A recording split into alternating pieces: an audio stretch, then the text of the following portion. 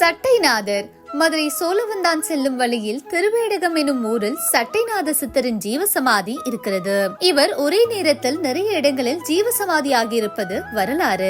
இலங்கையில் இருந்து பிழைப்பை தேடி இங்கு வந்து விவசாயம் செய்தது இவரது குடும்பம். இளமையிலேயே ஞானம் அறிவு பெற்றவர். ஒரு முறை சிவனை வழிபட்டு வெளியே வெற்று உடம்போடு வரும் பொழுது சட்டை அணிய முற்படும் போது, ஏனப்பா உடுத்துவதில் ஆர்வமாய் இருக்கிறாய், உதறிவிட எண்ணமில்லையா என்ற குரல் கேட்க அங்கே சங்கு பூண்ட முனிவர் தோன்றி என்னுடன் வா என்று கைலாயம் நோக்கி சென்றனர் இருவரும். போகர், கருவூரார், அகத்தியர் ஆகியோரின் தொடர்புடன் ஞானத்தின் உயர்நிலை அடைந்திருக்கிறார் சட்டைநாத முனிவர். சங்கடங்களை தீர்க்கும் சித்தர் சட்டைநாதர். கைலாயத்தில் சிவபெருமானை தரிசித்த பாக்கியம் பெற்றவர். சதுரகிரியில் பல வேதியியல் விந்தைகளை செய்து வேறு ஒருவரின் உடலில் கூடுவிட்டு கூடு பாயும் கலையும் காய சித்தி செய்து கொண்டு அதிலேயே வாழ்ந்தவர். தமிழர் கண்ட வேதியியல் விந்தைகளை இப்புவியில் உள்ளவர்களுக்கு எடுத்துக்காட்ட சட்டை முனியின் வாத காவியம் ஒன்றே போதுமானது.